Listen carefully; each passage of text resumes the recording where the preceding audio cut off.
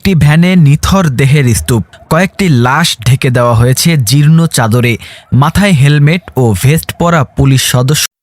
সম্মানিত ভিউয়ার্স, আসসালামু আলাইকুম ওয়া রাহমাতুল্লাহি ওয়া বারাকাতুহু। আপনাদের মাঝে নতুন একটি ভিডিও নিয়ে উপস্থিত হলাম।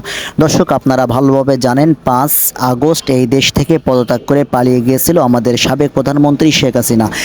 তাকে পদত্যাগ করার জন্য এই দেশে অনেক জীবন দিয়েছেন আমাদের ছাত্ররা তাদের আন্দোলনের মাধ্যমে এই দেশ থেকে স্বৈরাচারীকে আসলে দেশ ছাড়া করেছেন। আসলে ক্যামেরার মধ্যে আপনারা অনেক কিছু দেখতে পেরেছেন যে কত জীবন চলে গেছে ছাত্রদের। ক্যামেরার বাইরে যে অনেক ফুটেজ রয়েছে সেই কিভাবে ছাত্রদেরকে হত্যা করা হয়েছে। দর্শক, আপনারা এই ভিডিওটুকু দেখলে অবশ্যই বুঝতে পারবেন। দর্শক, বেশি কথা বলবো না, মূল ভিডিও চলে যাব। আপনারা সম্পূর্ণ ভিডিওটি দেখলে সম্পূর্ণ বিষয়টুকু ভালোভাবে বুঝতে পারবেন। তাহলে চলেন আমরা ভিডিওটুকু দর্শকরা দেখে আসি। তার আগে আপনাদের অনুরোধ করতে চাই, আপনারা যারা এখনো পর্যন্ত আমাদের চ্যানেলটি সাবস্ক্রাইব করেননি তারা অবশ্যই আমার চ্যানেলটি সাবস্ক্রাইব করবেন, পাশে থাকা বেল আইকনটি অন করে দেবেন। যারা ফেসবুক পেজ থেকে দেখছেন তারা পেজটি ফলো করে দেবেন। তাহলে চলেন সম্পূর্ণ ভিডিওটি দর্শকরা দেখে আসি। নিজেকে সামলে রাখা দায় হয়ে উঠছে সামাজিক মাধ্যমে একটি ভাইরাল ভিডিও দেখে। নৃশংসতার একই রূপ, এও কি সম্ভব? দেশের নাগরিকদের মেরে এভাবে স্তূপ করে তারপর ভ্যানে আগুন ধরিয়ে লাশ নিশ্চিহ্ন করা যায় শুধু ক্ষমতা আর ক্ষমতার পাহাড়দারিত্বের জন্য। ঘটনাটি আশুলিয়ার। যাদের মরদেহ পুড়িয়ে দেওয়া হয়েছিল তাদের মধ্যে 4 জনের স্বজনরা বুঝে পেয়েছেন আপনজনের প্রাণহীন দগ্ধ দেহ, বাকি 2 জনকে শনাক্তই করা যায়নি। স্থানীয়রা জানান, সারা দেশে যখন বিজয় উল্লাস চলছিল সেই 5 আগস্ট ঘটে এই বর্বরতা। 5 আগস্ট 2024 দুপুর থেকে বিজয় উল্লাস ঢাকাসহ সারা দেশে। ছাত্র জনতার অভ্যুত্থানে পালিয়ে যান শেখ হাসিনা। একদিকে যখন আনন্দে আত্মহারা লাখো কোটি মানুষ, অন্যদিকে তখনও চলছিল খুনিদের বর্বরতা, যেগুলোর নমুনা বেরিয়ে আসছে ধীরে ধীরে। সম্প্রতি সামাজিক মাধ্যমে ভাইরাল হওয়া ভিডিওতে দেখা যায় নৃশংসতার খণ্ডচিত্র। কাঠের ভ্যানে কয়েক স্তরে মরদেহ, তার উপর গুলিবিদ্ধ আরও একজনকে ধানের বস্তার মতো ছুটছেন 2 জন। ভিডিওটি নিয়ে বিভিন্ন ফ্যাক্ট চেকিং সাইটের পাশাপাশি অনুসন্ধান চালিয়েছে যমুনা টেলিভিশন। সবাই একমত হয়েছেন, ঢাকার অদূরে আশুলিয়া থানার প্রধান ফটকের সামনে সড়কে ঘটেছে এ বর্বর ঘটনা। ভাইরাল ভিডিওটি শেষ দিকে পেছনের দেয়ালটি পর্যবেক্ষণে আরও স্পষ্ট হয় লোকেশন। চোখে পড়ে দেয়ালের ডিজাইন ও একটি রাজনৈতিক পোস্টার। সরেজমিনে দেখা যায় আশুলিয়া থানার পেছনে একটি প্লটের নিরাপত্তা প্রাচীর এটি। স্থানীয়রা নিশ্চিত করেন ঘটনাটি 5 আগস্ট বিকেলের। একটা লাশের গাড়ি ছিল দোকানের সামনে, পরে ওই গাড়িতে আগুন দিয়ে দিছে। আগুন দেওয়ার পরে মনে করেন আমরা তো আর এখানে ছিলাম বাসা, এদিক তো আসতেই পারিনি। রিপোর্ট লিখতে আসলাম, এখানে আমার আসতে দেয় না, এনে বস্তা দিয়ে বেড়া দিয়ে পিস্তল বন্দুক ধরে রাখছে। জানা যায় ভ্যানে মোট আন্দোলনরত ছাত্র জনতার 6টি মরদেহ তোলা হয়। শনিবার বিকেল পর্যন্ত পরিচয় পাওয়া গেছে 4 জনের। তারা হলেন সাজ্জাদ হোসেন সজল, তানজিল আহমেদ সুজয়, বাইজিদ ও সবরু হুমায়ুন। তাদের মরদেহ বুঝে পেয়েছেন স্বজনরা, বাকি 2 জনের পরিচয় পাওয়া যায়নি। স্থানীয়রা মনে করছেন পরিচয় তো বটেই, মরদেহগুলো নিশ্চিহ্ন করে দিতে পুড়িয়ে ফেলা হয় আন্দোলনকারীদের। এই গুলিতে 6 জনে মারে এবং ভ্যান দিয়ে লাশ নিয়ে আসে, এখানে পেট্রোল দিয়ে জ্বালাই দেয় আর কি। ছাত্র গুলি আসছিল, প্যাকেট করে 2টা মাটি দিয়ে আসি আমতলা আর 4টা গার্জেনে করে দিয়ে দিছি। যারা স্বজন হারিয়েছেন তাদের চোখে মুখে এখনো ক্ষোভ আর হতাশা। মানুষের সঙ্গে এমন আচরণ করতে পারে দুঃস্বপ্নেও ভাবতে পারেননি তারা। বাসায় যায় নাই, ও বলছে যে আমি বিজয় মিছিলে ওইখানে যাব। পরে ওই মিছিলিতে গেছিল, তারপরে থেকে ওর ফোন অফ করে ওই দিনকে সারাদিন ফোন দিছি, ওর ফোন বন্ধ, ফোনে পাওয়া যায় নাই।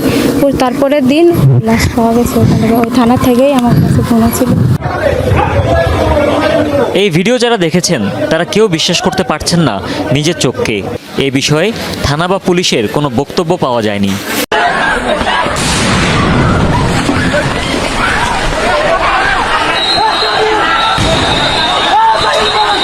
একটি ভ্যানে নিথর দেহের স্তূপ, কয়েকটি লাশ ঢেকে দেওয়া হয়েছে জীর্ণ চাদরে, মাথায় হেলমেট ও ভেস্ট পরা পুলিশ সদস্যরা স্তূপ করা লাশের উপর রাখছেন আরও মরদেহ, সেটিও ঢাকা হয় রাস্তার পাশে থাকা পরিত্যক্ত ব্যানার দিয়ে। তা সত্ত্বেও দেখা যাচ্ছে নিথর দেহগুলোর ঝুলে পড়া সারি সারি হাত।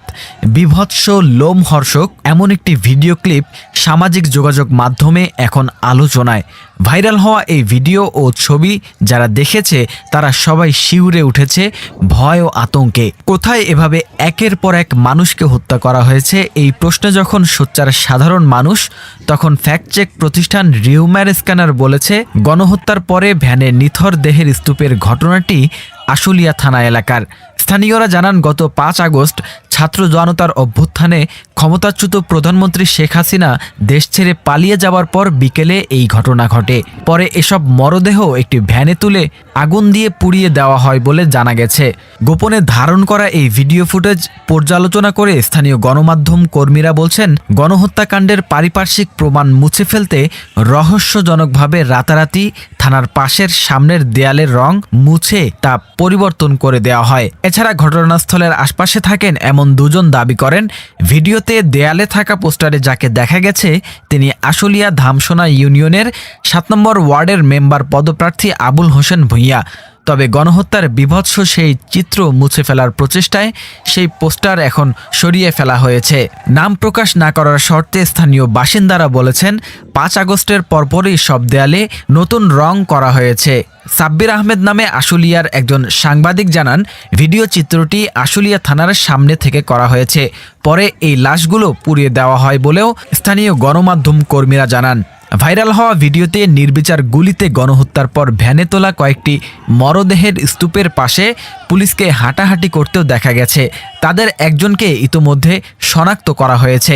তিনি ঢাকা উত্তর গোয়েন্দা পুলিশের পরিদর্শক আরাফাত হোসেন। বিষয়টি প্রকাশ্যে আসার পরে আত্মগোপনে চলে গেছেন তিনি সহ ভিডিও চিত্রে থাকা পুলিশের সকল সদস্য।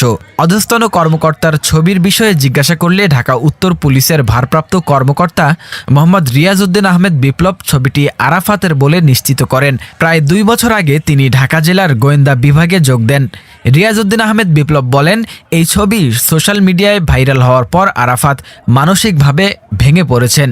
এখন উপরে আল্লাহ, নিচে আপনারা। সেদিন আমরা কোনো গুলি করিনি। অলিগলিতে হাজারো ছাত্র জনতা আমাদের ঘিরে ফেলেছিল। সেদিন কার নির্দেশে ডিবির টিম আশুলিয়ায় দায়িত্বে ছিল এমন প্রশ্নের জবাবে রিয়াজউদ্দিন আহমেদ বিপ্লব বলেন, ঢাকা জেলা পুলিশের এসপি পদে পদোন্নতিপ্রাপ্ত আবদুল্লাহিল কাফি স্যারের নির্দেশে সেদিন আমরা আশুলিয়ায় ছিলাম। আল্লাহর রহমতে ৫ আগস্ট আমরা প্রাণে রক্ষা পেয়েছিলাম, নইলে আমাদেরকেও মরতে হতো। ৫ আগস্ট দুপুরে স্বৈরাচার শেখ হাসিনার সরকারের পতনের পর এবং তার দেশ ছেড়ে পালিয়ে যাবার খবরে ক্ষুব্ধ ছাত্র জনতা আশুলিয়া থানামুখে অগ্রসর হলে নির্বিচারে পুলিশ তাদের লক্ষ্য করে গুলি ছোড়ে। পরে সেই লাশগুলো একটি ভ্যানে তোলা হয়। সেখান থেকে একটি পিকআপে স্থানান্তর করার পরে গণহত্যার চিত্র মুছে ফেলতে তাতে আগুন ধরিয়ে দেওয়া হয়। পুড়িয়ে দেওয়া হতভাগ্যদের মধ্যে ছিল সাভারের আশুলিয়ায় বৈষম্য বিরোধী ছাত্র আন্দোলনে যোগ দেওয়া স্কুল ছাত্র আসাবুর, যার বয়স ১৬ বছর। আশুলিয়া থানা থেকে সদ্য এপিবিএনে বদলি করা তৎকালীন ভারপ্রাপ্ত কর্মকর্তা AFM সায়েদ বলেন, ভিডিওতে আমার কোনো ছবি নেই, এই বিষয়ে আমার কাছে কোনো তথ্য নেই। পুলিশের একাধিক সূত্র নিশ্চিত করেছে ৫ আগস্ট আশুলিয়া থানায় গণহত্যার দিনে ঢাকা জেলা উত্তর গোয়েন্দা পুলিশের টিমের সদস্যরাও উপস্থিত ছিলেন।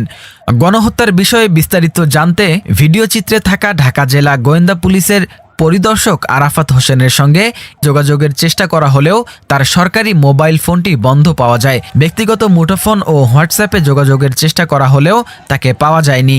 নাম প্রকাশ না করার শর্তে স্থানীয় একাধিক সূত্র বলছে, পুলিশের গণহত্যার চিত্রটি এমন পর্যায়ে পৌঁছেছিল যার কারণে সেই গণহত্যার পাল্টা প্রতিশোধ হিসেবে রোশানলের শিকার হয়ে আশুলিয়ায় প্রাণ হারাতে হয় ঢাকা জেলা ডিএসপির আশুলিয়া জোনে কর্মরত ASI সোহেল রানা, ASI রাজু আহমেদ, রাজধানীর মালিবাগে স্পেশাল ব্রাঞ্চের ASI রফিকুল ইসলামকে।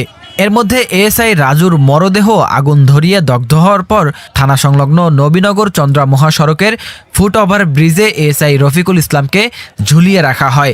এই ঘটনায় গত 23 আগস্ট নিহত ASI মোহাম্মদ সোহেল রানার স্ত্রী মোসাম্মদ রেশমা পারভিন ও রফিকুল ইসলামের স্ত্রী রাব্বি আক্তার পৃথক 2টি হত্যা মামলা দায়ের করেন আশুলিয়া থানায়।